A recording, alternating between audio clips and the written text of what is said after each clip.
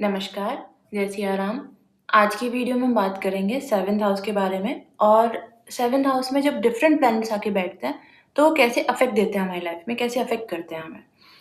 जब देखिए 7th house क्यों इम्पोर्टेंट है? कुछ ही भाव जो केंद्र के भाव हैं, कितना अच्छा प्लेसमेंट भी है ये और कितना अच्छा लॉजिक भी है कि केंद्र ऐसे भी इम्पोर्टेंट हो जाता है हमारी कुंडली का।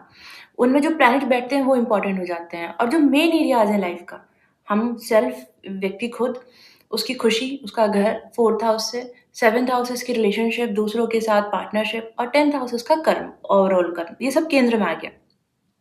Important house. तो इसलिए जब 7th हाउस की बात करते हैं तो हमारे लाइफ का एक एस्पेक्ट हमारी रिलेशनशिप्स भी हैं। ऐसे तो बहुत सारी चीज़ें 7th हाउस से आप देखेंगे, पार्टनरशिप देखेंगे, लाइमलाइट देखेंगे, लीनियस भी देखते हैं, लेन-देन देखते हैं, डेली इंटरैक्शंस देखे जाते हैं। आपका पब्लिक के साथ जो कर्म है, हायर लेवल पे, वो भी आप 7th हाउस से देखेंगे। और जो लोग सोशल मीडिया पे सक्सेसफुल हो रहे हैं, स्पॉटलाइट जिन्हें मिल रही है, वो भी 7th हाउस से आ रहा है। लेकिन आज स्पेशल बात करेंगे आपके मैरिज के बारे में, आपके पार्टनरशिप के बारे में कि जब ये हाउस पिक्चर में कब आया? जब आपकी शादी हुई, तो ये हाउस का इवेंट हुआ, 7th हाउस का इवेंट हुआ। आप लाइफ लॉन्ग किसी के साथ पार्टनरशिप में आए, वो कनेक्शन बना। अब इस हाउस का रोल आता है। आज तक भी शायद इस हाउस का रोल आ रहा होगा जब आप बिज़नेस करते होंगे। अगर आपका रिटेल स्टोर है, तो वहाँ किस तरह के लोग आते हैं, क्या बिज़नेस आप करते हैं, ये सब चीज़ें आती होंगी। लेकिन अब एक इम्पोर्टेंट लाइफ टाइम के लिए आपका वो हाउस आ गया। 10th हाउस आप तक आप कर्म कर रहे थे, पढ़ाई कर रहे थे, जॉब कर रहे थे, तो वो लाइफ टाइम कंसिडर हो रहा था। अब 7th house life time consider होगा आपकी पार्टनरशिप में, आपकी शादी में, इसलिए ज़रूरी है। जब 7th हाउस की बात करी, तो 7th हाउस के दोनों साइड जो भाव आते हैं, अगर आप बहुत ध्यान से देखेंगे, तो उसके जो 12th उससे आता है, वो 6th हाउस आता है और उससे सेकंड में जो आता है, वो आता है 8th हाउस। कितना कितनी कित कैसी प्लेसमेंट है ये? बाकी हाउसेज़ के 6, 8, 12 इन हाउसेज़ यही इम्पोर्टेंट हाउसेज़ हैं जो प्रॉब्लम देते हैं, हमारी डिफ़िकल्टीज़ आती हैं लाइफ़ में, जहाँ से मेजर कंसिडर किया जाता है, वो 6, 8, 12 और कोई भाव दोनों साइड से नहीं घिरा हुआ। ये एक ऐसा हाउस है जिसके पीछे और आगे ऐसे हाउस हैं जहाँ की सिर्फ़ 7th हाउस की इम्पोर्टेंस नहीं आ गई है। जब हम बीएनएन कंसिडर करते हैं, तो बीएनएन में 2-12 का कंजंक्शन भी देखते हैं। जो प्लैनेट किसी भाव में बैठा है, वो अप्रोच किस प्लैनेट को कर रहा है और वो किससे मिलके आया है, ये बहुत इम्पोर्टेंट हो जाता है देखना। इसलिए सिर्फ़ 7th हाउस इम्पोर्टेंट है, लेकिन जब आप 7th हाउस को देख रहे हैं, तो फिर 6th हाउस में कौन-सा प्लैनेट था? वो किससे मिलके आया है? कितनी डिग्री पे था? और 8th हाउस को भी देखा गया। तो बहुत इंटरेस्टिंग, बहुत इम्पोर्टेंट है। आप इसी से समझ जाइए कि ये अकेला हाउस है जो 2 बड़े क्रूशियल क्रिटिकल हाउसेस के से सराउंडेड है। 7th हाउस और लग्न, लग्न से 7th आया। कोई भी हाउस जब किसी से 7th है तो वो उसका शक्ति स्थान है। तो 7th का शक्ति स्थान है 1st हाउस लग्न और लग्न का शक्ति स्थान है 7th। मतलब आपकी जो आप काम करने जाते हैं, आपकी खुशी है, लेकिन आपकी इंस्पिरेशन, आपकी प्रेरणा, आपका मन जो है, जहाँ से आपकी वो पावर ड्रिवन है, वो 7th हाउस है और आपके पार्टनर का आप है। तो जैसे कहते हैं कि 2 पहियों की गाड़ी है ये, जो शादी है, वो 2 पहियों की गाड़ी है। ये वो 2 पहिए हैं, जिनका दोनों का ही हेल्दी होना अच्छा है। हम हमेशा जब 7th हाउस से आनी हुई प्रॉब्लम्स को कंसिडर करते हैं, तो बस 7th हाउस पे फ़ोकस किया। 1st हाउस को भी देखिए कि 7th का शक्ति स्थान कैसा है? उसका लॉर्ड कैसा है? क्या वो ऐसे ऐसे इफ़ेक्ट्स तो नहीं दे रहा कि पार्टनर तो सही है हमारा, लेकिन वो जो इंसान है, नेटिव है, उसी के साथ कुछ प्रॉब्लम है। फिर जो लग्न का कर्म हाउस है, 10th हाउस, वो 7th के लिए 4th बन जाता है, खुशी का स्थान। और जो 7th के लिए 10th आता है, कर्म का स्थान 4th हाउस, वो आता है लग्न के लिए खुशी का स्थान। मतलब हम डेडिकेटेड होके, मैं इंडिविजुअली डेडिकेटेड होके, सरेंडर होके, जितना डेडिकेशन के साथ अपनी रिलेशनशिप में काम करूँगी, वो मेरे पार्टनर को भी खुशी देगा और मुझे भी खुशी देगा। और मेरा पार्टनर जितना डेडिकेशन के साथ उस रिलेशनशिप में रह के काम करेंगे, वो उनको भी खुशी देगा और मुझे भी। म्यूचुअल, इतना ब्यूटीफुली प्लेस्ड हैं ये दोनों ये जो हाउस है लग्न के साथ कि आप जो कर रहे हैं, वो आपके पार्टनर को डायरेक्ट अफ़ेक्ट कर रहा है और आपका पार्टनर जो करता है वो आपको डायरेक्ट अफ़ेक्ट कर रहा है। वाइस वर्सा हो जाता है। जो हाउस आपके लिए 6th है, वो आपके पार्टनर के लिए 12th हो रहा है। 6, 8, 12 से आप निकल ही नहीं पा रहे हैं। जो आपके पार्टनर के लिए 6th है, वो आपके लिए 12th हो गया। तो ये एक इंटरट्वाइन्ड बात हो गई। बहुत बहुत खूबसूरत है ये और इसको समझना भी बहुत खूबसूरत है। जब हम 7th हाउस की बात करते हैं, तो हमें कंजंक्शंस देखिए कोई भी प्लैनेट है, अकेला उसका इम्पैक्ट नहीं आएगा और मेरे वीडियो में जब लोग कमेंट करते हैं कि उनका बहुत खराब प्लेसमेंट है, क्या ऐसा होगा कि नहीं होगा? तो I want to tell you कि एक स्ट्रिक्ट कमेंट कर देना कि ऐसा प्लेसमेंट है तो ऐसा ही होगा। ये थोड़ा मैं इस बात से बचती हूँ और मैं ये चाहती हूँ कि जो लोग अगर किसी को एडवाइस कर रहे हैं तो वो प्लीज़ वो भी बचें। स्ट्रिक्टली बोल देना कि ऐसा ही होगा ये थोड़ा गलत है। तो प्लीज़ आप इस बात का ध्यान रखें और जब हम 7th हाउस की बात करेंगे तो हो सकता है यहाँ मेलेफिक बैठा है। लेकिन 7th से 4th जो बैठा है 10th में वो अच्छा प्लैनेट है, लग्न अच्छा है, 4th हाउस अच्छा है। तो 7th से जो रिज़ल्ट आया, जो सुख भोगने की बात आई, वो आप ओवरऑल समझिए अच्छे ही आएगा। क्योंकि प्रॉब्लम्स आती हैं, प्रॉब्लम्स तो सबकी लाइफ़ में आती हैं, कोई ऐसा नहीं है जिसकी में नहीं आएँगी। लेकिन हैंडल कैसे हो रही है वो, टैकल कैसे किया जा रहा है? क्या हो सकता है आपका पार्टनर इतना सेंसिबल है कि आपकी लाइफ़ में प्रॉब्लम आई लेकिन उन्होंने आपका साथ दिया, तो वो प्रॉब्लम नहीं रही फिर, आपने दोनों ने उसको अच्छे से मैनेज कर लिया। This is the part. अब अगर 7th हाउस में हम बात करें, राहु बैठ गया, तो अब लोग कहते हैं कि राहु बैठेगा 7th हाउस में तो इंटरकास्ट मैरिज होगी या आप अपनी सोसाइटी से अलग जाके शादी करेंगे या फिर चीटिंग होगी शादी में, कुछ हिडन होगा। स पहले ये बात राहु का प्लेसमेंट 7th हाउस में होना और इंटरकास्ट मैरिज हो जाना थोड़ा-सा बड़ी बात थी क्योंकि सोसाइटी उतनी ओपन नहीं थी आउट ऑफ कास्ट जाके शादी करने के लिए। लेकिन अभी वो बैलेंस्ड है। अभी बहुत कम जगह ऐसी हैं जहाँ एक्सेप्ट नहीं हो पा रहा है, नहीं तो होता है एक्सेप्ट।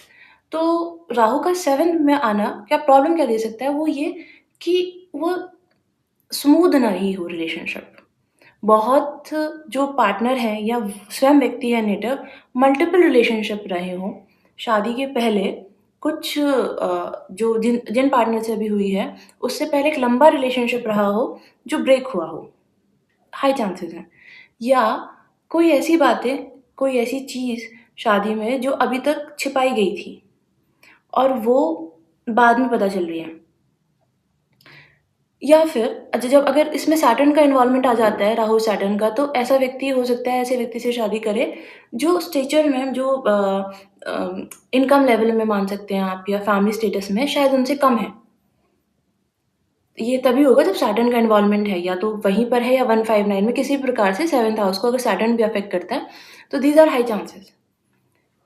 और अगर राहु का इन्वॉल्वमेंट यहाँ मून से भी हो गया है, तब आप सोच सकते हैं कि चीटिंग होगी।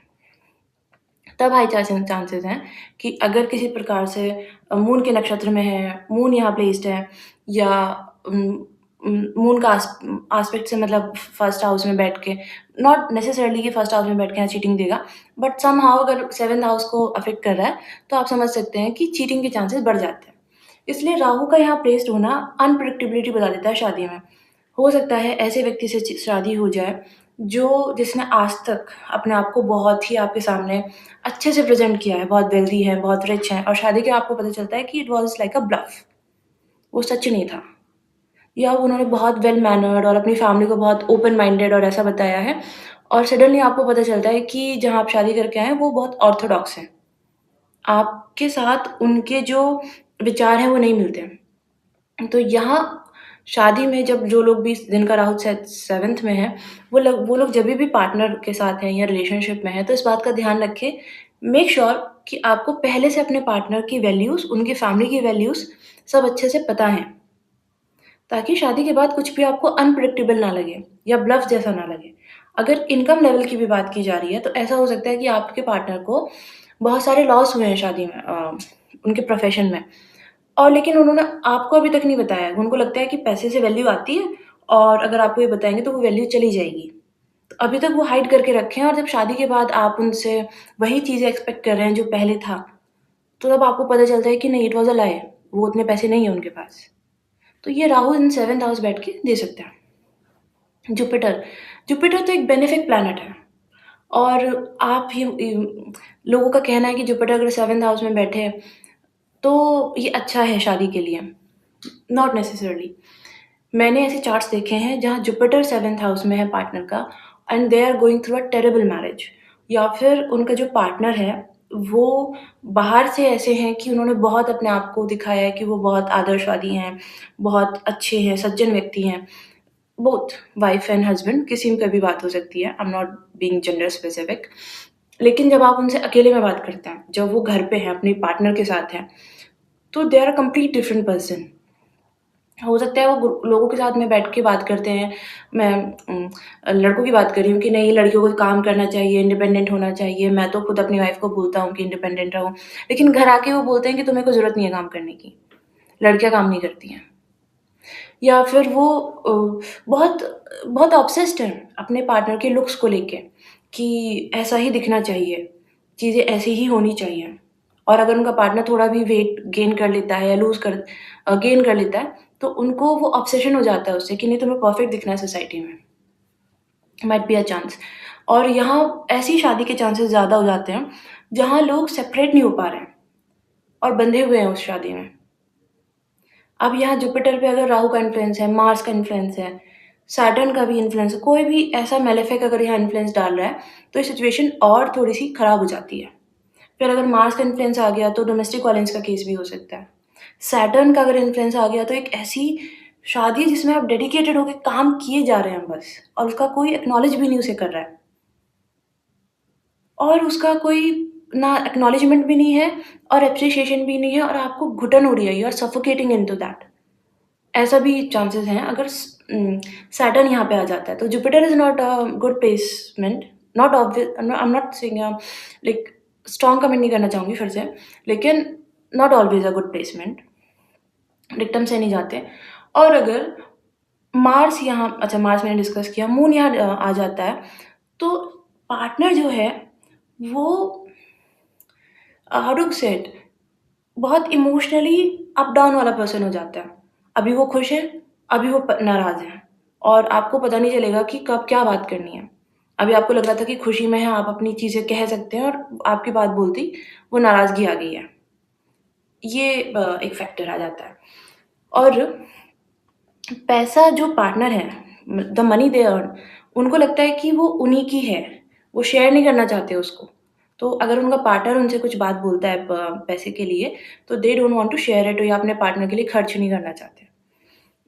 ये हो सकता है जब जुपिटर आपका 7th हाउस में आता है तो। Mercury in the 7th house. Mercury जब बैठा, मरकरी को आप समझिए ड्यूअल प्लैनेट है। जहाँ भी बैठता है वहाँ 2 ही बहाव ला देता है। मतलब आप मीन्स व्यक्ति को 2 बातें होंगी हमेशा, वो एक बात पे नहीं टिक पाएगा। लगन में बैठा है तो वो अपने विचार को लेके, अपनी पर्सनैलिटी को लेके हमेशा डाउट में रहेगा, या हमेशा उसको लगता रहेगा ये भी सही है, वो भी सही है। मून के साथ इन्वॉल्वमेंट हो गया, तो ऐसे लोग बाइपोलर डिसऑर्डर के भी उन्हें हो जाता है, बाइपोलर डिसऑर्डर। या फिर अगर कर्म के भाव में बैठा, तो व्यक्ति हमेशा सोचता है कि 2 काम या मल्टीपल काम एक साथ कर लिए जाएँ। ऐसे ही जब 7th हाउस में बैठा, तो नॉट नेसेसरिली 2 शादियाँ देगा। हो सकता है फैमिली में अगर 9th हाउस का भी इन्वॉल्वमेंट रहा है और केतु का भी इन्वॉल्वमेंट रहा है, तो फैमिली में अनऑर्थोडॉक्स शादियाँ दे सकता है या 2 शादी दे सकता है। गिवन दैट 9 हाउस भी इन्वॉल्व होना चाहिए। लेकिन जब 7th हाउस में सिर्फ बैठा, तो ये व्यक्ति वैसे व्यक्ति होते हैं जिनको अपनी जो लोग नहीं बोलते कि एक्साइटमेंट खत्म हो जाती है रिलेशनशिप में, तो वो फिर रिलेशनशिप खत्म हो जाता है। लेकिन समझने वाली बात है कि एक व्यक्ति हर महीने जाके पहाड़ पे से जंप नहीं कर सकता है। टू जस्ट कीप वो बंजी जंपिंग नहीं कर सकता है, just to keep the excitement alive. एक समय के बाद कोई भी इंसान है, एक पार्टनर है जिनके साथ हम रह रहे हैं, घर पे या काम, वो बोरिंग हो जाता है। वो एक स्टेज पहुँच जाती है जो स्टेबिलिटी दे सकता है, एक्साइटमेंट नहीं दे सकता। और शादी भी ऐसी ही बात है कि आप इनिशियल एज में आप बहुत एक्साइटेड हो सकते हैं अपनी चीज़ों को लेके, पार्टनर को लेके, लेकिन एक लेवल के बाद स्टेबिलिटी ही दे सकता है पार्टनर।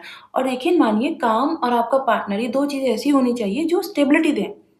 एक्साइटमेंट तो आप अपने फन के लिए घूमने-फिरने जा सकते हैं, वो तो आप खुद भी अरेंज कर सकते हैं। लेकिन जब आप बाहर से एक्सपेक्ट कर रहे हैं कुछ, तो स्टेबिलिटी और कम्फर्ट ढूँढिए। तो ये मरकरी जब 7th हाउस में आ गया, तो ये ऐसे लोग हो जाते हैं, या इनका पार्टनर ऐसा हो जाता है जिसको चाहिए एक्साइटमेंट, जिन्हें थ्रिल चाहिए। और जब वो नहीं मिल रहा होता है, या मिल भी रहा है तो नॉर्मल, इनको हमेशा ना कमी लगेगी अपने पार्टनर में। इनको हमेशा लगेगा कि जो दूसरे वाला पार्टनर है, किसी और का, इनके फ्रेंड का, इनके कज़न का, इनकी फैमिली में, they are more exciting, they are more fun to talk with. उनके साथ बात करके इनको ज़्यादा अच्छा लगेगा। अपने पार्टनर के साथ बात करना इनको ना कम एक्साइटिंग लगेगा, और चाहे इनका पार्टनर कितना भी खूबसूरत है, इंटेलिजेंट है, क्योंकि मरकरी अगर 7th में आ रहा है तो उनका पार्टनर के पास एक इनबिल्ट इंटेलिजेंस होगी, वो इनको नहीं अच्छी लगेगी। इनको हमेशा दूसरे का पार्टनर ज़्यादा इंटेलिजेंट भी लगेगा, खूबसूरत भी लगेगा। इनको लगेगा अरे वो तो कितना फन लविंग है, मेरे पार्टनर तो सुस्त है, लेज़ी है। ये कमियाँ लगने लगती हैं, और ये कमियाँ बनती हैं डिस्प्यूट का कारण, और मरकरी उसको भी एक्सेप्ट भी नहीं करने देता कि ये कमी व्यक्ति में है।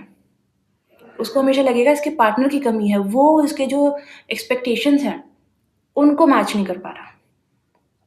तो और अगर यहाँ यहाँ भी अगर मून का इन्वॉल्वमेंट हो जाता है मरकरी के साथ, तो व्यक्ति खुद और उसका पार्टनर, उनके बीच में एक इमोशनल स्ट्रगल चलती ही रहती है हमेशा। आप देखेंगे कि ऐसे लोग ऐसे हो सकते हैं, जो साथ तो रहते हैं एक घर में शादी के लिए, लेकिन अलग-अलग कमरों में सोते हैं। कितने ही सालों से उन्होंने वो इंटरैक्शन नहीं किया है कि वो बैठ के एक कप चाय भी साथ में पी रहे हैं, अवॉइड कर रहे हैं एक-दूसरे को। और दोनों को ही ये लगता है कि मैं सही हूँ, ये गलत है, और हम दोनों एक-दूसरे की फ्रीक्वेंसी पे नहीं आ पा रहे हैं। ये दे सकता है मरकरी यहाँ बैठ के, और अलग-अलग प्लैनेट के साथ अलग-अलग कंजंक्शन दे सकता है। जब ऐसा हो सकता है, मरकरी अगर यहाँ बैठा, मरकरी और मून, तो एक्स्ट्रा मैरिटल अफेयर दे दें। क्योंकि मैंने बोला कि हमेशा बाहर का पार्टनर ज़्यादा एक्साइटिंग लगेगा। तो व्यक्ति एक घर में लड़ाई होगी, लेकिन बाहर का पार्टनर एक्साइटिंग लग रहा है, तो कितनी बार उसको अवॉइड करेंगे। अगर व्यक्ति का नेचर ही बाहर की चीज़ें अच्छी लगना है, तो वो एक समय के बाद अपने पार्टनर को पूरी तरह इग्नोर कर देगा। ये क्योंकि आप समझ रहे हैं, तो इसको take it as a pinch of salt. ऐसे ऐसे बुरा नहीं मान जाइए कि ऐसा हो गया है, क्योंकि ये आपकी मैरिज में बता रहा है स्पेशली। जब मैं मरकरी इन 7th हाउस की बात कर रही हूँ कि मैरिज में ये प्रॉब्लम आएगी। आप कर रहे हैं या आपका पार्टनर कर रहा है, ये चार्ट देखना पड़ता है। अगर आपके पार्टनर के चार्ट में ऐसे योग हैं कि वो चीट करेगा, तो आप नहीं करेंगे, फिर आपका पार्टनर चीट करेगा। लेकिन 7th हाउस में कोई भी प्लैनेट बता रहा है आपकी मैरिज का जो ओवरऑल टेस्ट है, वो ऐसा रहेगा। इट्स नॉट नेसेसरली कि आप ही करेंगे। ठीक है। वीनस अगर यहाँ बैठता है, मरकरी के साथ वीनस बैठता है, चीटिंग के चांसेस दे सकता है, पैसा देगा। वाइफ जो होगी, जो पार्टनर होगा, वो सुंदर होगा, इंटेलिजेंट होगा, एक्साइटिंग भी रहेगा कुछ समय तक। इनको कितनी देर तक लगता है, वो एक पॉइंट की बात है। जुपिटर यहाँ बैठता है अगर मरकरी के साथ, तो हाईली नॉलेजेबल भी होगा, और एक रिस्पेक्टेड फैमिली से आता होगा, जो इनका स्टेटस है। सन अगर यहाँ मरकरी के साथ बैठा है, तो आप समझिए कि ये या इनके पार्टनर में एक कोई ऐसा होगा जो एक हायर स्टेटस का होगा, जिसका जो शायद गवर्नमेंट से लिंक्ड हो, या जिसको जो काम है वो गवर्नमेंट से आता है, प्रॉफिट जो है वो गवर्नमेंट से आता है, या शादी के बाद कोई स्कॉलरशिप मिली है, कोई गवर्नमेंट से कुछ कोई बेनिफिट मिला है, या प्रमोशन मिला है। Anything can happen after marriage, अगर यहाँ मरकरी और सन का कंजंक्शन है। जिन लोगों के लिए ये प्लेसमेंट है, वो प्लीज़ इस बात का ध्यान रखें कि आपका मन समझाना आपके हाथ में है। अगर आपके पार्टनर के चार्ट में ऐसा कंजंक्शन है, तो प्लीज़ उसके लिए ध्यान दें और अपने पार्टनर के साथ बैठ के बात करें। क्योंकि अगर 2 लोग इंटरैक्ट ही नहीं कर रहे हैं, मैंने बताया कि ये ऐसी शादी हो सकती है कि 2 लोग कभी बहुत just for the sake of babies they might have an intercourse, और उन्होंने बाद में कभी वो इन्वॉल्व ही नहीं हुए, तो फिर वो शादी नहीं है। तो फिर आप उसमें खुश भी नहीं रह सकते। गिवन हैविंग सेड दैट, हम सन की बात करते हैं। अगर 7th हाउस में बैठा है सन, सन को 7th हाउस में बैठते हैं, तो अगर कालपुरुष चार्ट से देखें तो लिब्रा में आ गया, तो नीच का हो गया। अब ऐसे थोड़ा-सा इफ़ेक्ट आएगा, लेकिन नीच का लिटरल नहीं हुआ है। अगर लिब्रा राशि नहीं है, एरीज़ लगने के लिए तो ख़ैर ये लिब्रा में आएगा। अदरवाइज़ 7th हाउस में जब सन बैठा, तो क्यों कहते हैं कि यहाँ इश्यू देगा, ईगो क्लैशेज़ देगा। शादी में होगा, समझिए, ये करें या पार्टनर करें, वो दोनों के चार्ट बताएँगे। लेकिन शादी में ईगो क्लैशेज़ होंगे। क्यों होंगे? क्योंकि सन को झुकना नहीं आता। सन के पास अथॉरिटी है, पावर है। उसको लगता है वो सही है, वो जो कह रहा है वही सही है, वही होना चाहिए। अब अगर इनके पार्टनर के चार्ट में भी ऐसा ही कंजंक्शन है, कि इन्हें लगता है कि वही सही है और वही होना चाहिए, तब यहाँ क्लैशेज़ हो जाएँगे।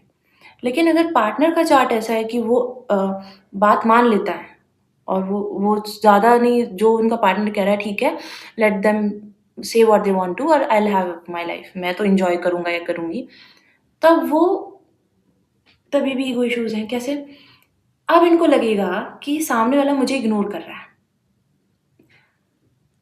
पावर मैंने किसी को दिखाई और उसको इसका इम्पैक्ट हुआ। मैंने दर्द देने के लिए उसको पावर दिखाई तो उसको पेन हुआ, मैंने खुशी देने के लिए दिखाई तो उसको खुशी हुई। तब मुझे मेरी पावर फ़ील हुई, तब मुझ में वो ईगो बूस्ट आया कि I hold something, I hold some power. लेकिन अगर सामने वाला इग्नोरेंट है, उसको ना इनके करने से खुशी होती है, ना इनके करने से दुःख होता है। तब इनको तब इनकी ईगो हर्ट हो रही है। तब इन्हें लग रहा है मैं इस रिलेशनशिप में 100% दे रहा हूँ, सामने वाले का कंट्रीब्यूशन 0 है। तब आए ईगो क्लैशेस, तब उन्हें लगेगा कि सब मैंने किया है, तुमने कुछ नहीं किया। घर भी मैंने चलाया, बच्चे भी मैंने पाले, कमा के भी मैंने लाया, तुमने क्या किया तुम बताओ? तब प्रॉब्लम है। फिज़िकल फिज़िकल अब्यूज़ हो सकता है, मार से अगर इन्वॉल्व हो जाए तो अ, नॉट नेसेसरीली होगा, लेकिन अगर मून इन्वॉल्व हो गया या मर्करी इन्वॉल्व हो गया तो चीटिंग दे देगा। कहाँ से आई? स्टार्ट कहाँ से हुआ? स्टार्ट हुआ कि आप अपनी पावर एग्ज़ीक्यूट नहीं कर पाए सामने वाले पे। तब फिर वो आप अपनी पावर एग्ज़ीक्यूट करने के लिए बाहर ढूँढ रहे हैं, क्योंकि एक्स्ट्रा मैरिटल जब कोई कर रहा है, तो वो सोचता है उसका हक है, ये वो कर सकता है और वो रीज़न्स दे रहा है पीछे, कि मेरे साथ ऐसे-ऐसे हुआ, मेरा पार्टनर मेरे घर में सुनता नहीं, बात नहीं मानता, मैं तो सब करता हूँ या करती हूँ, इसलिए मैं एक बाहर एक इमोशनल सपोर्ट ढूँढ रहा हूँ।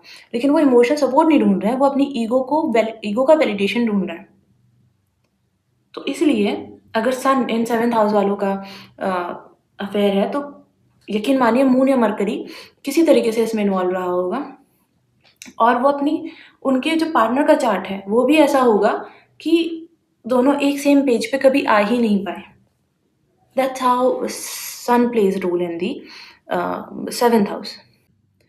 अगर मून बैठता है 7th हाउस में, तो नेचुरल जो लॉर्ड है 4th हाउस का, आई एम सॉरी, चंद्रमा, वो बैठ गया 4th हाउस में। मतलब सुख, शांति और आत्मीय संतुष्टि का भाव जो है 4th हाउस, वो 7th हाउस में बैठ गया। अब व्यक्ति फ़ोकस्ड है।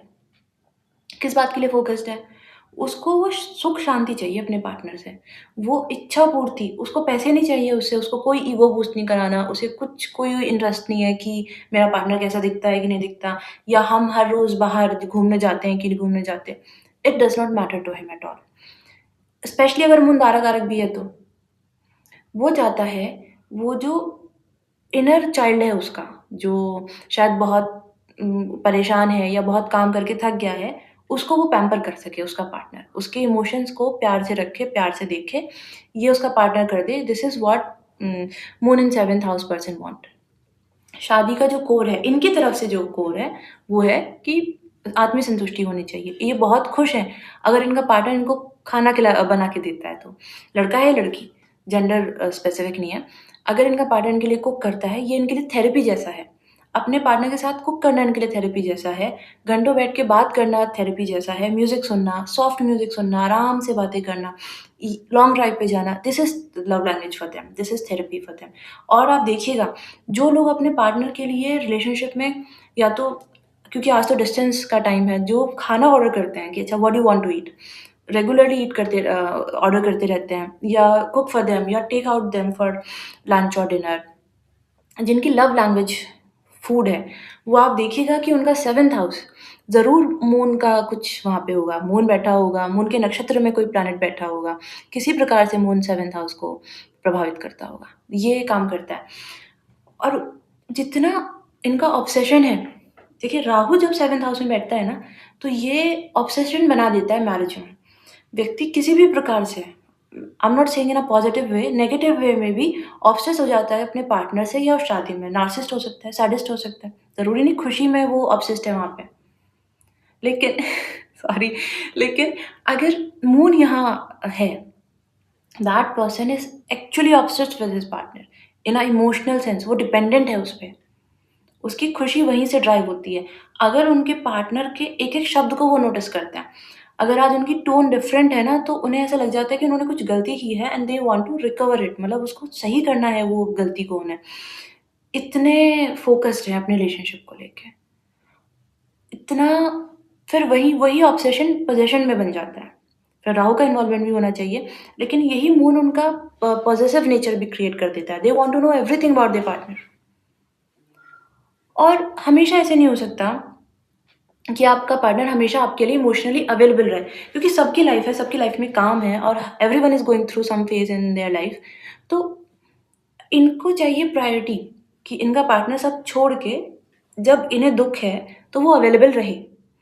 और जब ये नहीं हो पाता, that become the cause of fight. और अगर ये रेगुलर हो रहा है, मान लीजिए इनका ये इमोशनली अटैच है, इनका 7th हाउस से मून एसोसिएटेड है और इनके पार्टनर की जॉब ऐसी है कि ये दूर रहते हैं अपने पार्टनर से और वो इनके टाइम पे अवेलेबल नहीं है। ये लड़ाई होगी फिर। ये यहाँ यहाँ वो इमोशनल गैप आएगा। वो इमोशनल बॉन्डिंग आ ही नहीं पाएगी, तो वो जो रिश्ता है, वो डेवलप नहीं हो पाएगा। और नहीं डेवलप होगा, देन द चीटिंग कम्स। वो अपनी इमोशनल सैटिस्फैक्शन उसको जस्टिफाई भी करेंगे वो और they want cheat like Rahu कि ओपनली चीट कर रहे हैं, मरकरी के जैसे कि वो अपने पार्टनर को बोल भी रहे हैं कि देखो वो तो सुंदर लगती है या लगता है तुम कैसे लगते हो। ये साइलेंटली चीट करेंगे कि ये बात भी कर रहे हैं and they will let there friend sorry partner कि अरे ये तो फ्रेंड है बस। ये अपने पार्टनर को ऐसे बोलेंगे, वो साइलेंट चीट बिना नेमिंग वाला जो चीट होता है, एक्स्ट्रा मैरिटल जब हम कहते हैं या हम मल्टीपल पार्टनर्स के योग कहते हैं, तो उसमें इंसान अलग-अलग जगह पे कमिट कर रहा है। लेकिन इस वाले पार्ट में इन्होंने कमिट एक ही से किया है, लेकिन अपनी इमोशनल सैटिस्फैक्शन के लिए ये आज हो सकता है 1 महीने किसी एक से बात करते हैं, इनका दोस्त है, लेकिन ये बाउंड्री भूल जाते हैं फिर, कब बात करने लगे। ये इनकी मैरिज का थीम हो जाता है। जब मून बैठा है 7th हाउस में। आई एम रियली सॉरी, मैं बार-बार भूल जाती हूँ कि मैं मैरिज की थीम की बात कर रही हूँ, ना कि स्पेसिफिक पर्सन की। तो ये भी कर सकते हैं, इनका पार्टनर भी कर सकता है। Anyway it is possible. अब ऐसा नहीं है कि आपके पार्टनर की चार्ट में मून है 7th हाउस में तो आप उनको शक करने लगेंगे। प्लीज़, ये जागरूकता के लिए है, समझ के लिए है, आपकी अंडरस्टैंडिंग के लिए है। कोई भी स्ट्रॉन्ग डिसीज़न लेने से पहले या थॉट बनाने से पहले प्लीज़ किसी को भी कंसल्ट करें, किसी अच्छे एस्ट्रोलॉजर को कंसल्ट करें। उसके बिना ना ही अपने पार्टनर पे शक करके और रिश्ता खराब करने की बात ये मैं नहीं कह रही हूँ। हैविंग सेड दैट, मैंने पहले भी डिस्कस किया कि अगर मरकरी आ जाता है, तो फिर ये चीटिंग बना देगा। राहु आ जाएगा तो ऑब्सेशन भी बनाएगा, चीटिंग भी बनाएगा। बंदा ऑब्सेस्ड भी होगा उस इंसान से जिसके साथ वो है और चीट भी कर रहा होगा।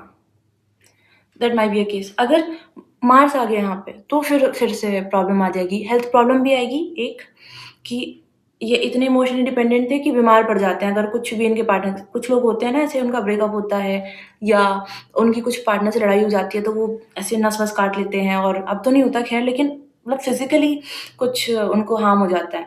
तो वो ये कंजंक्शन आपको देखने को मिलेगा उनके चार्ट में। I guess everything I have covered. Venus अगर है यहाँ मून के साथ, तो पैसे होंगे। जो बहुत कैश रखते हैं ना अपने पार्टनर के साथ, वो ये वाले लोग होते हैं मून वीनस वाले, जिनके पास कैश होता है हमेशा लिक्विड फॉर्म में यूज़ करने के लिए। लेकिन यहाँ भी थोड़ी प्रॉब्लम आ जाती है इमोशनल चीटिंग की। It might be a case. अगर जुपिटर है, तो खाने की बात मैंने की, अच्छी बात है।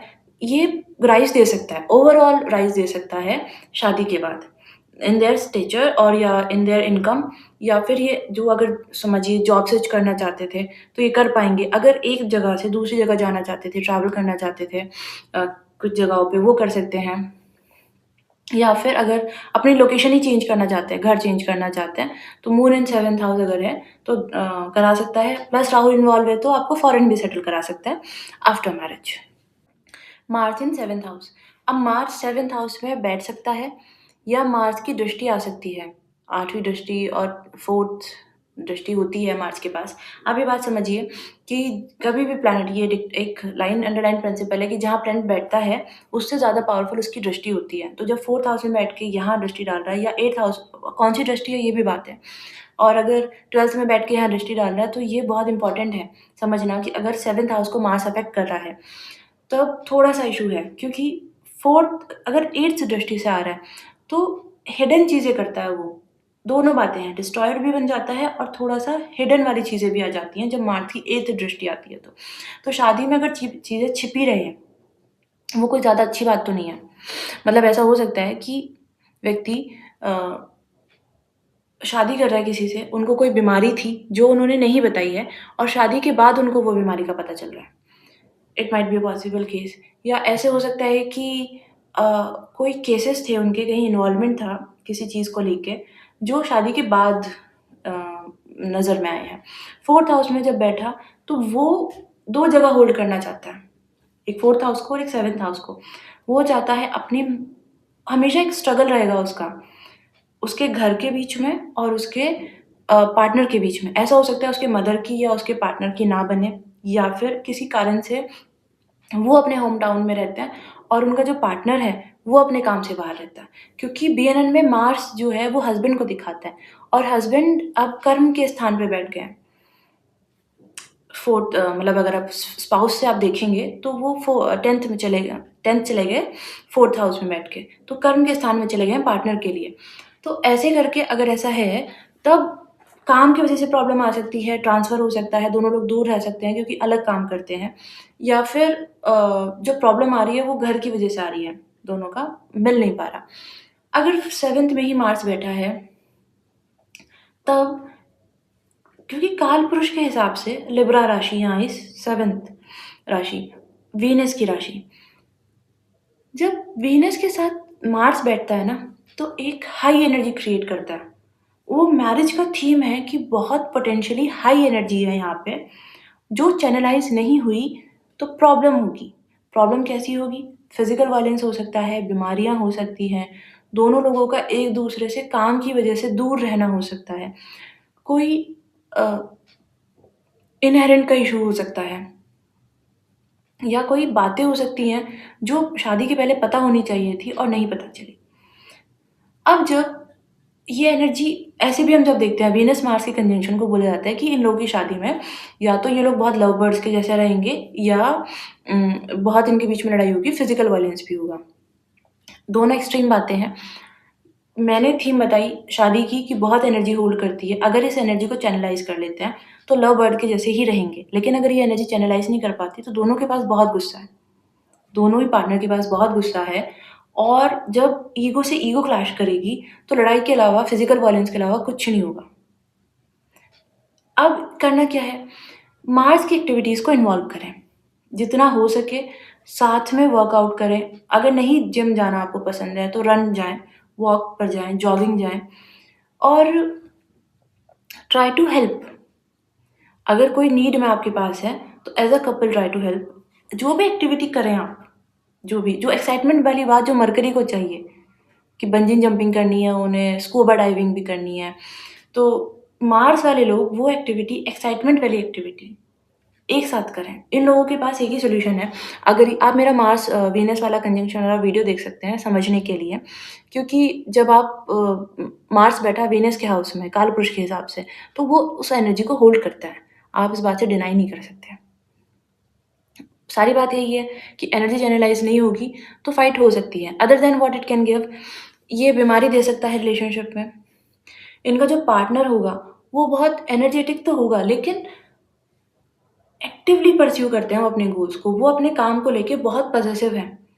उनके लिए उनका काम बहुत ज़रूरी हो जाता है, जिसकी वज़ह से थोड़ा-सा अ, उनकी जो पर्सनल लाइफ़ है उसमें प्रॉब्लम आ जाती है।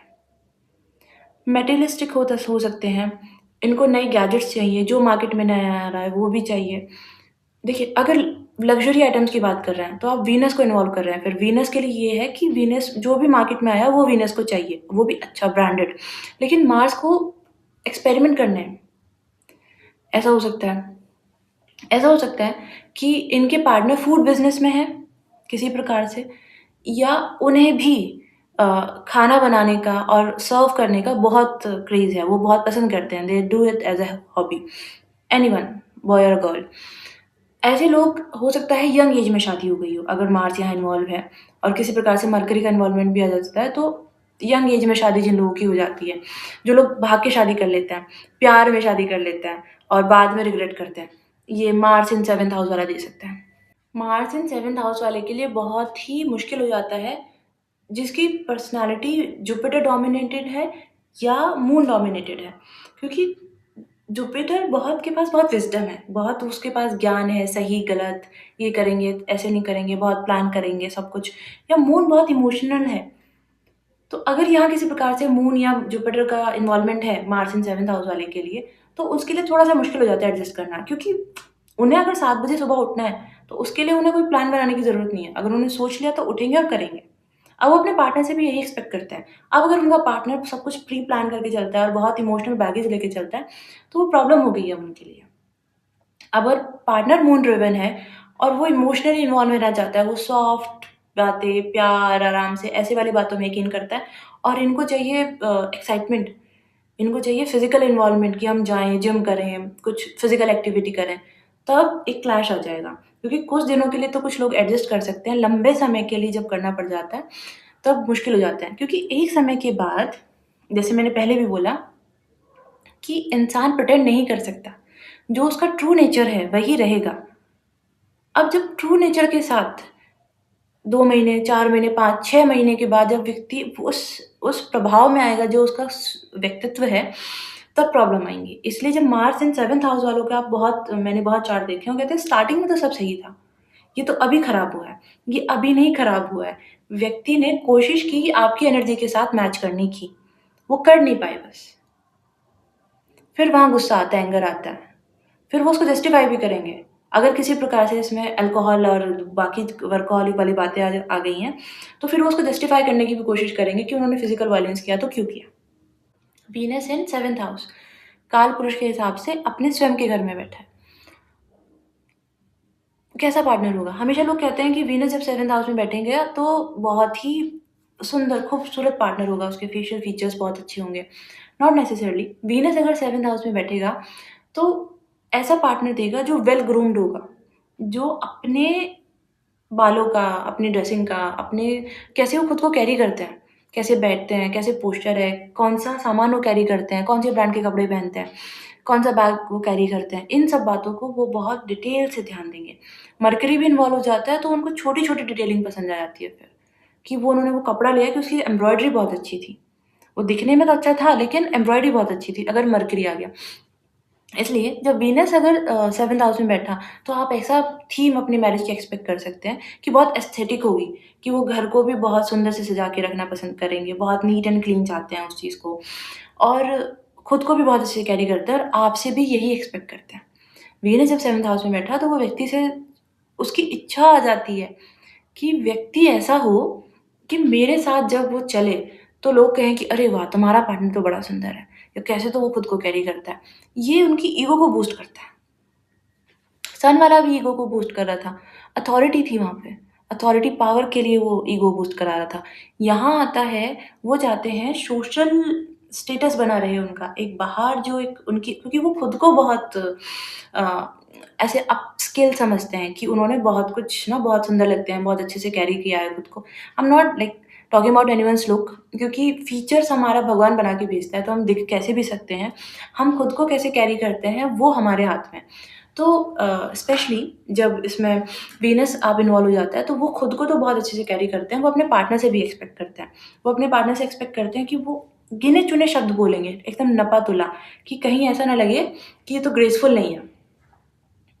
उनके लिए सोशल इमेज इम्पोर्टेंट हो जाती है। वो चाहते हैं कि सोसाइटी में उनकी इमेज मेंटेन रहे और उनका पार्टनर उस इमेज में ऐड ऑन करे, उसमें से माइनस ना करे कुछ।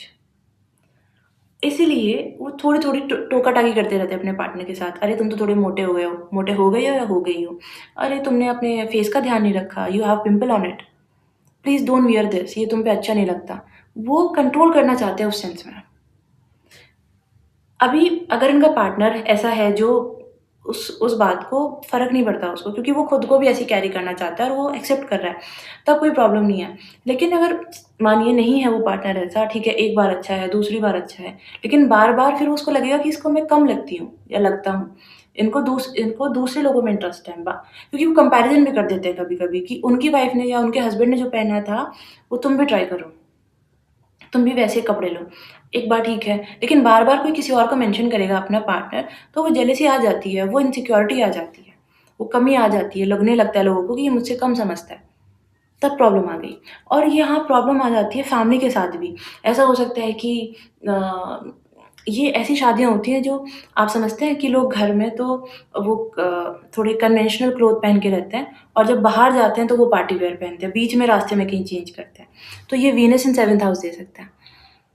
और अगर और कंडीशन हुई मतलब उनके पार्टनर के चार्ट में सन या जुपिटर का इन्वॉल्वमेंट हुआ 7th हाउस में, तो ये ऐसे होंगे जिन्हें पार्टी वियर पसंद होगा, बहुत it's not bad thing to wear party wear या शॉर्ट क्लोथ्स, लेकिन लोग सही गलत की कैटेगरी में रख देते हैं उसको। तो अगर इनके पार्टनर के चार्ट में सन या जुपिटर का इन्वॉल्वमेंट है, तो इनके पार्टनर को छोटे कपड़े पहनना, पार्टी में जाना और खुद या थोड़ा बहुत कट अगर कपड़े पे है, तो वो पसंद नहीं आएगा।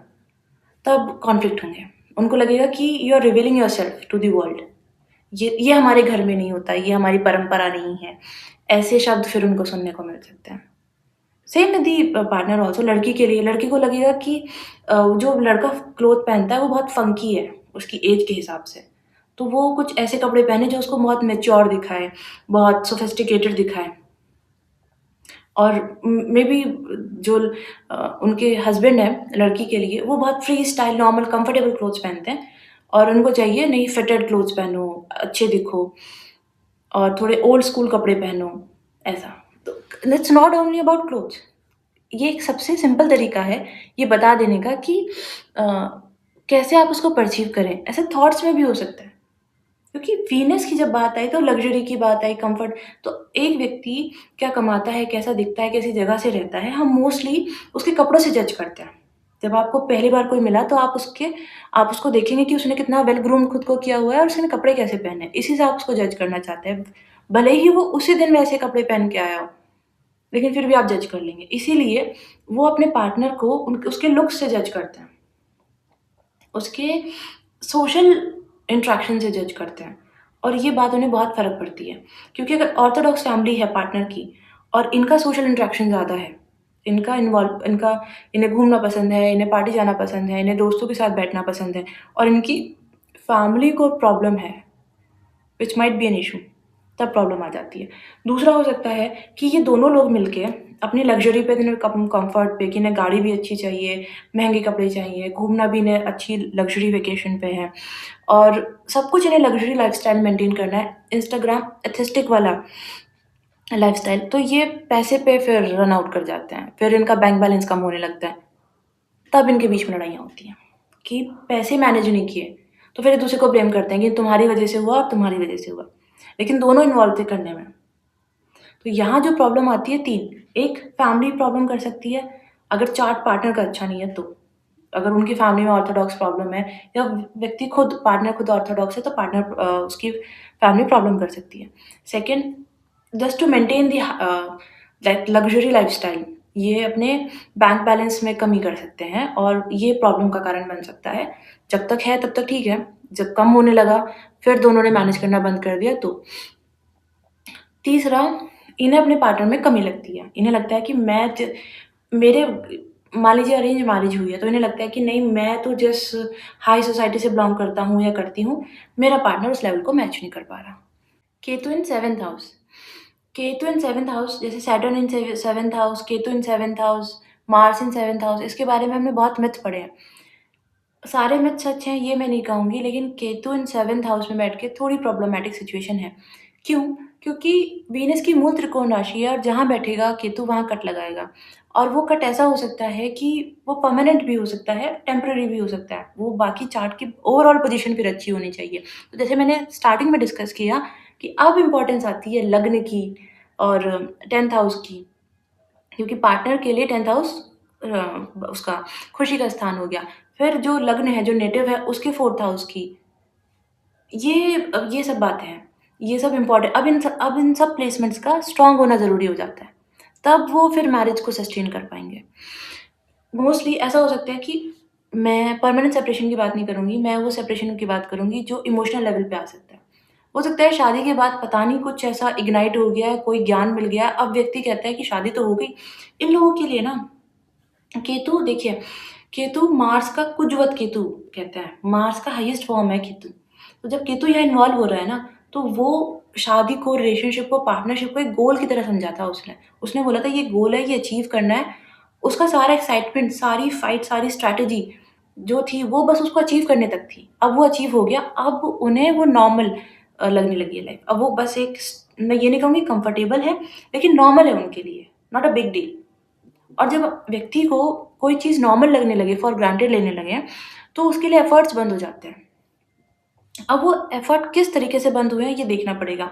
ऐसा हो सकता है कि हस्बैंड वाइफ काम करने की वजह से दूर रहते हैं, या किसी वजह से इतना अच्छा ऑफ़र था एक पार्टनर के पास कि वो उसको डिनाई ही नहीं कर पाए उस जॉब के लिए, और बहुत लंबे समय के लिए बाहर चले गए हैं। मतलब दूर चले गए हैं, एक-दूसरे से दूर रहने लगे हैं। ये हाई चांसेस है। आउट ऑफ इंडिया जा सकते हैं, आउट ऑफ कंट्री जा सकते हैं, या वो डिस्टेंस जो है, फिज़िकल डिस्टेंस काम की वज़ह से इतना दूर है कि वो हर महीने, दूसरे-तीसरे महीने ट्रैवल करना मुश्किल है। और समय के साथ जब मैंने बताया कि एक्साइटमेंट खत्म हो गई, गोल अचीव हो गया, एक्साइटमेंट खत्म हो गई तो एफर्ट कम हो गए। अब व्यक्ति अगर कोशिश भी करता कि हर महीने, हर दूसरे महीने मिले भी, तो अब वो एफर्ट्स नहीं लगा रहा है। ये प्रॉब्लम आ सकती है। दूसरा, इमोशनल डिस्टेंस दे सकता है। जैसे मरकरी के साथ दे रहा था, क्योंकि एक्साइटमेंट नहीं दे रहा था, तो आप दूर रहने लगे, आपको नॉर्मल लगी लाइफ। यहाँ है कि इमोशनल पता नहीं कुछ ऐसा ट्रिगर हुआ है शादी के बाद कि दोनों लोगों को समझ नहीं आ रहा है, and now they are even if it was a love marriage, ऐसा हो सकता है कि आप उनका पार्टनर कंप्लेन करेगा। इस मैरिज की जो थीम है वो ये कि वो एक दूसरे से कंप्लेन कर सकते हैं कि शादी के बाद तो बहुत सॉरी, शादी के पहले तो बहुत एफर्ट्स थे, ऐसा था ही नहीं, पूरी दुनिया जहान से लड़ाई की है ये शादी करने के लिए, और अब जब उसको निभाने की बात आई, अब जब साथ रह रहे हैं, तो वो बात नहीं है जो थी। और that can worsen the situation after a child birth. कि अगर बच्चा होने के बाद लोग, केतु इन 7th हाउस को बहुत एस्ट्रोलॉजर्स एडवाइस करते हैं कि आप एक बेबी कर लें और ये शायद सस्टेन हो जाएगी। आप देखेंगे, आपने अगर आपके चार्ट में भी है या दूसरों के चार्ट में भी है कि केतु की अगर, जिन लोगों की केतु इन 7th हाउस है या लिब्रा में है, अब उनकी शादी हो गई है तो सिचुएशन थोड़ी-सी और खराब वाले एंड पे चली गई है। सॉरी, बच्चा हो गया तो सिचुएशन और थोड़ी खराब वाले एंड पे चली गई है। तो समय के साथ वो जो मेहनत थी, शादी को शादी समझना था, वो शादी पहले ज़िम्मेदारी बनी और अब वो बोझ बन गई है। अब दोनों लोग उसको निभा रहे हैं और सफोकेशन के साथ निभा रहे हैं। अलग भी नहीं हो पा रहे हैं और साथ भी नहीं रह पा रहे हैं। एक घर में रहते हैं, मरकरी वाले फिर भी थोड़ा बहुत इंटरेक्शन कर रहे हैं, जिनका मरकरी 7th में था। ये लोग ज़रूरत ही नहीं समझते हैं उस बात की। फिर फिर कहते हैं कि नहीं, हमें तो डिटैचमेंट हो गया शादी से, पार्टनर तो हमारा, शादी-वादी कुछ नहीं होती। और ऐसे लोग ना कोई सेक्ट जॉइन कर लेते हैं शादी के बाद, कि किसी, देखिए, किसी को भी फ़ॉलो करना, किन्हीं गुरु को फ़ॉलो करना, किसी रिलिजन को फ़ॉलो करना, किसी स्क्रिप्चर को फ़ॉलो करना, कोई गलत बात नहीं है। लेकिन जो ज़िम्मेदारियाँ इस मानव शरीर के साथ हमें मिली हैं, उसको पूरा करने के बाद जो व्यक्ति वो ज़िम्मेदारी, जो अपना किसी को भी फ़ॉलो करता है, वो गलत नहीं है। लेकिन आप ज़िम्मेदारी से बच के भागते हैं और फिर आप किसी की शरण पकड़ते हैं, क्योंकि आप एक अपनी ज़िम्मेदारी, वैवाहिक जीवन की ज़िम्मेदारियाँ पूरी नहीं कर रहे हैं। तब वो गलत है, क्योंकि श्री कृष्ण भी गीता में कहते हैं कि जो गृहस्थ मेरी पूजा करता है, वो मेरे लिए सन्यासी से भी बड़ा है। क्योंकि वो अपनी रिस्पॉन्सिबिलिटीज़, जो ज़िम्मेदारी मैंने दी है, उसको पूरा करके कर रहा है। दैट्स हाउ एनीवन, केतु जिनका 7th हाउस में और उनकी मैरिज में ये प्रॉब्लम है कि व्यक्ति का अपने में इंटरेस्ट नहीं है, वो अचानक से स्पिरिचुअल बातें करने लगा है। अचानक से उसको वैराग्य हो गया है, कोई तो कुछ टेक्निक्स जॉइन कर ली हैं। तो उनको ये समझना चाहिए कि जब तक आपने अपनी रिस्पॉन्सिबिलिटी पूरी नहीं की, शादी के बाद अपने पार्टनर के प्रति, और अगर आपको बेबी है, तो अब आपकी ज़िम्मेदारी और है। और अगर आपने वो पूरी नहीं की है, तो आपका फिर निवारण नहीं है, छुटकारा नहीं है फिर कहीं। ये हो सकता है 7th के। अलग नहीं होंगे ये लोग, सेपरेशन बहुत, क्योंकि मैंने पहले कहा था कि सेपरेशन जो 7th हाउस है, वो 6th और 8th से आगे-पीछे, मतलब 6th हाउस उसके पीछे आता है 12th में, और 8th उसके आगे आता है, तो दोनों ही बड़े क्रूशियल भाव के बीच में 7th हाउस आया है। तो इसलिए यहाँ जो प्लैनेट बैठा है, केतु किसको जाके मिलेगा और किससे मिल के आ रहा है? 6th हाउस में कौन-सा प्लैनेट था? कितनी क्लोज़ डिग्री पे मिल के आया है और कहाँ जाके मिल रहा है, ये फिर बहुत इम्पोर्टेंट बात बताएगा कि सेपरेशन होगा या नहीं होगा। लेकिन इमोशनल लेवल पे, फिज़िकल लेवल पे सेपरेशन रहेगा। अगर ये लोग इमोशनली अटैच हैं, तो दूर-दूर रहेंगे, और इमोशनली अटैच नहीं हैं, तो पास भी रहेंगे लेकिन एक दूसरे को बर्दाश्त नहीं कर सकते।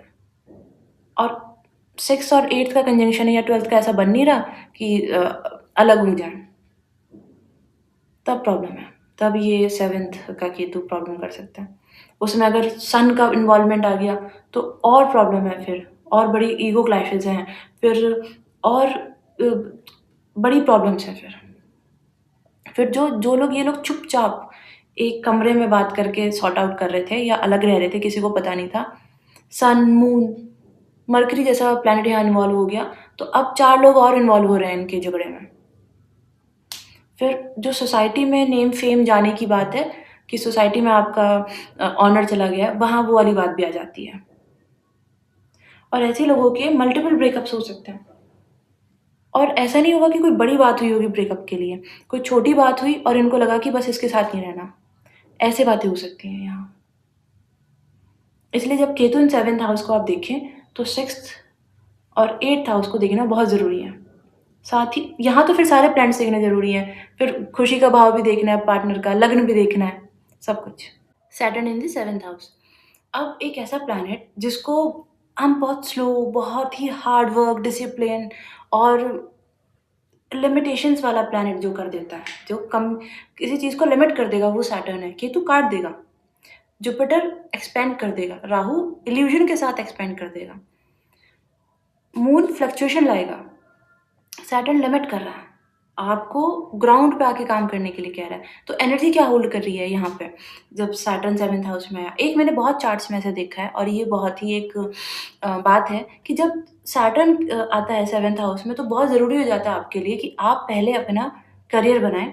अगर आपके पास आपकी फैमिली की ज़िम्मेदारी है या कोई और रिस्पॉन्सिबिलिटी है, कोई टारगेट सेट किया हुआ है, हो सकता है कोई हेल्थ टारगेट हो, आपकी फैमिली को किसी प्रकार की ज़रूरत हो, कोई कमिटमेंट हो पहले से, तो कोई भी पार्टनरशिप सस्टेन नहीं करेगी या कोई मैरिज के सस्टेन करने में प्रॉब्लम आएगी, इश्यूज़ आएँगे। अगर आपने आपको करियर वाले पार्ट में सेटल नहीं किया या रिस्पॉन्सिबिलिटी वाले, आपका कर्म सिर्फ़ शादी है, मतलब सिर्फ़ शादी ही नहीं है, इसके साथ दूसरे रिस्पॉन्सिबिलिटीज़ भी आपके कर्म में आ जाते हैं। शादी वो कर्म है जो सारा पूरा करने के बाद आपको नीची गर्दन करके, चुप होके निभाना है। अब हैविंग सेड दैट मैं ये नहीं कह रही कि अगर आपके फैमिली में वायलेंट सिचुएशन है और आपके पार्टनर के साथ नहीं बनती, फिज़िकल वायलेंस भी है, अब्यूज़ भी है, तब भी आप नीची गर्दन करके और काम करें। मैंने इसका मतलब ये है कि आप एक्सपेक्टेशंस ना रखें, इमोशनल एक्सपेक्टेशंस ना रखें पार्टनर में या शादी में। Hard to digest, hard to accept, लेकिन सच है। आपका कर्म आ जाता है वो ज़िम्मेदारियाँ जो आपकी फैमिली के प्रति भी है, आप अगर जहाँ काम कर रहे हैं वहाँ के प्रति भी है और डिफ़िकल्ट टफ़ टाइम दे देता है ये, क्योंकि ड्राई कर देगा। एक रिलेशनशिप है जहाँ लोग दोनों बहुत मैच्योर हैं बहुत, तो वो वहाँ इमोशनल मैच्योरिटी, सिक्योरिटी दे दी है उसने। वो बस सिक्योर हैं कि रिलेशनशिप लॉन्ग लास्टिंग है, सिक्योर है। लेकिन अगर एक पार्टनर उसको फ़न चाहिए, उसको आउटिंग करनी है, उसको एक्साइटमेंट रहता है, उसको नई चीज़ें ट्राई करनी है और दूसरा पार्टनर को नहीं करनी, तब प्रॉब्लम है, तब ये सिचुएशन प्रॉब्लमैटिक है। What anyone can do in this situation, या अगर सैटर्न 7th हाउस में है, तब आप प्लीज़ अपने रिलेशनशिप में इमोशनल एक्सेप्टेंस ना रखें। अब इसका कुछ किया नहीं जा सकता, ये ऐसा ही मिला है, तो बात एक्सेप्टेंस पे आ जाती है। आप इस बात को एक्सेप्ट कर लें, जितनी जल्दी एक्सेप्ट कर लेंगे, उतना शायद आपको हो सकता। कभी-कभी ऐसा होता है कि हम जिस चीज़ की चाह छोड़ देते हैं, वो हमें मिलने लगती है। तो ऐसा हो सकता है कि अगर आप एक्सपेक्ट करना बंद कर देंगे, तो जो आपका पार्टनर है, वो शायद थोड़े इमोशनल लेवल पे आपको प्रोवाइड करने लगे। दूसरा, आप अपने करियर में अच्छा करें। ये बहुत ज़रूरी है 7th हाउस वाले के लिए कि वो अपने करियर में अच्छा करते रहें। अब अगर यहाँ पे जुपिटर का इन्वॉल्वमेंट है, तो आप समझिए कि आपका पार्टनर ऐसे प्लेस से ऐसी जगह से, ऐसे काम से होगा जो जो स अथॉरिटी की जगह होगी थोड़ी, मतलब, और जो वो बहुत लार्ज लेवल पे लोगों से डील करता होगा। उनका जो कर्म होगा, उसका जो एरिया आता है, जिस ऑर्गनाइज़ेशन में भी वो हैं, वो लार्ज नंबर ऑफ पीपल को अफ़ेक्ट करती है। जुपिटर अगर इन्वॉल्व है तो। सन अगर यहाँ इन्वॉल्व है तो हो सकता है गवर्नमेंट जॉब में पार्टनर रहे हों। राहु अगर यहाँ इन्वॉल्व है, तब मैंने पहले भी राहु वाले पार्ट में भी बताया कि हो सकता है आपके पार्टनर दूसरे कास्ट कम्युनिटी से आते हैं।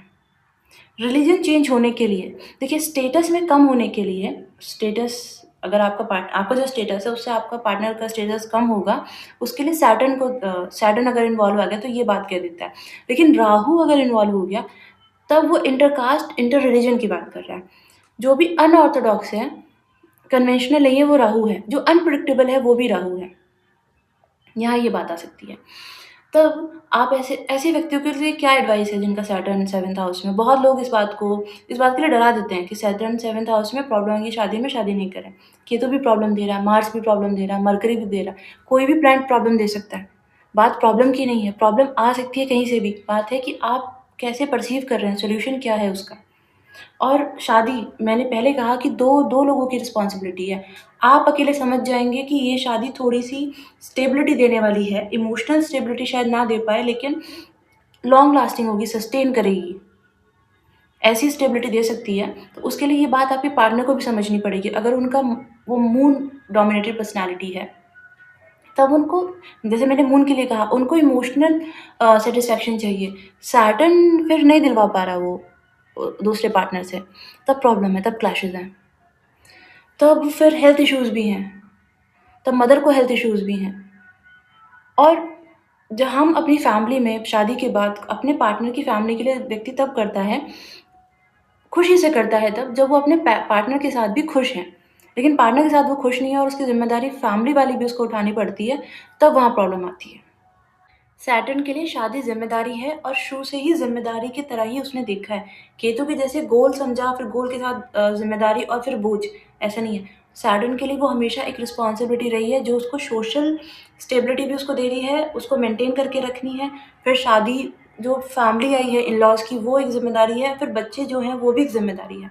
और वो ज़िम्मेदारी को पूरा करते-करते व्यक्ति वो जो इमोशनल वाली बात है, उसको भूल जाता है। फिर उसको लगता है कि अब now I have a partner, मैं मेल मेंबर की बात कर रही हूँ, तो I have to earn more, now I have kids, I have to earn more. अभी मुझे अपनी फैमिली की फ्यूचर सिक्योरिटी भी देखनी है, I have to earn more. वो उस ज़िम्मेदारी में चला जाता है। सारे सैटर्न वाले बहुत कमाने लगते हैं शादी के बाद, ऐसा नहीं है, पर मेन थीम ये है कि वो ज़िम्मेदारी में चला जाएगा। अब अगर इलनेस आ गई, पार्टनर को बीमारी आ गई, तब फिर वो अपने पार्टनर के लिए पूरी तरह से तैयार हैं। सैटर्न 7th हाउस में बैठ के अगर और कोई अफ़्लिक्शन नहीं है, तो आप समझिए कि बहुत डेडिकेटेड है मैरिज में। वो शायद बोल नहीं पा रहे, कहते नहीं है अपने बात से, but they are truly into it. यहाँ आप चीटिंग की उम्मीद नहीं कर सकते, कोई और अफ़्लिक्शन नहीं है तो। ये श्योरिटी देगा। व्यक्ति को ऐसा लग सकता है कि ये मुझसे प्यारी वाली बातें नहीं करता, तो कहीं और इन्वॉल्व तो नहीं है, लेकिन ऐसा नहीं है। वो इसलिए नहीं कर पाते क्योंकि उन्हें लगता है ये बेईमानी है। Action speaks louder than word. या सैटर्न 7th हाउस वालों के लिए आ जाता है कि वो सब कर देंगे अपने पार्टनर के लिए। हो सकता है सुबह, जब अब मैं मेल मेंबर की बात कर रही हूँ, कि जब तक उनके वाइफ उठें, तब तक वो ब्रेकफ़ास्ट भी उनके लिए रेडी कर देते हैं और कुछ चीज़ें अरेंज करके तब ऑफ़िस चले जाते हैं। तो जब वो वाइफ उठती है, उनके लिए बहुत काम आसान हो जाता है। सैटर्न 7th अगर किसी तरह से अफ़ेक्ट भी कर रहा है 7th हाउस को, तो आपको ऐसे पार्टनर मिल जाएगा जो डेडिकेटेड है।